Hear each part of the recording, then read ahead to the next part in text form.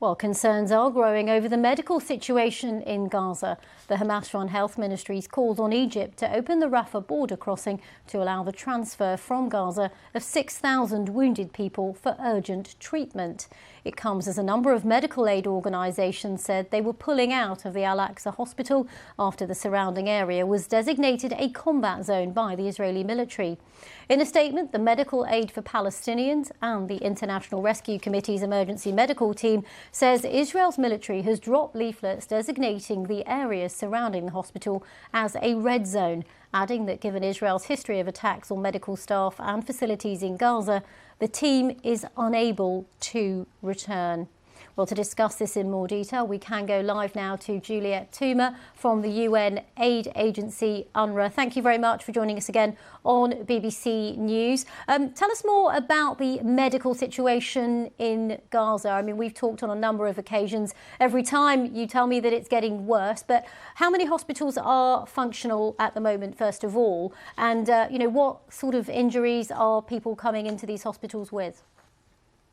Only 1/3 of hospitals across the Gaza Strip are currently functioning. That's according to the United Nations. And these hospitals either don't have the adequate medical supplies or the personnel, and that is on the supplies a side of the story related to a much larger issue with insufficient supplies, humanitarian supplies across the board in the Gaza Strip.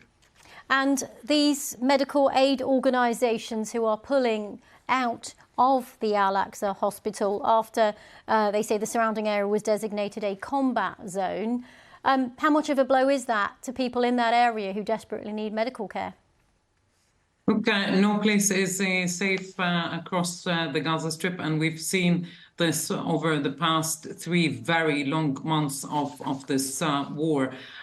We've seen a pattern of evacuation orders that the Israeli authorities issue, and what it means is that it creates a huge sense of panic and fear and anxiety among the population, and they are forced to flee either their homes or their places of refuge. You see, there are people in Gaza who have been forced to flee 4, 5. We have one staff member, as one example, who had to flee with her family 10 times. OK, and what else have your staff been telling you about how they're able to operate on the ground? Very challenging. The operating conditions across the Gaza Strip when it comes to delivery of humanitarian assistance is probably one of the most complex in the world right now. Also because of the very little humanitarian supplies that continue to come in, despite the slight increase that we've seen. The fact that it is an active war zone makes it very challenging for us because it is very hard to deliver humanitarian assistance under fire. We have restrictions to accessing all of the Gaza Strip, including and especially in the north, where we know there are dire humanitarian needs. And with this war ongoing, the displacement continues and the dependency on organizations like UNRWA increases.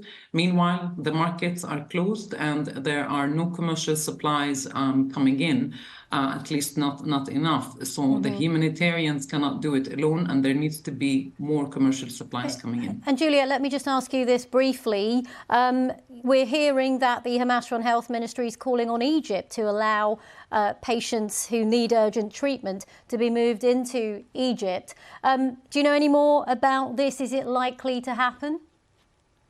I don't know about this particular situation. I do know that it has happened in the past, that injured people have been able to cross the borders and get treatment.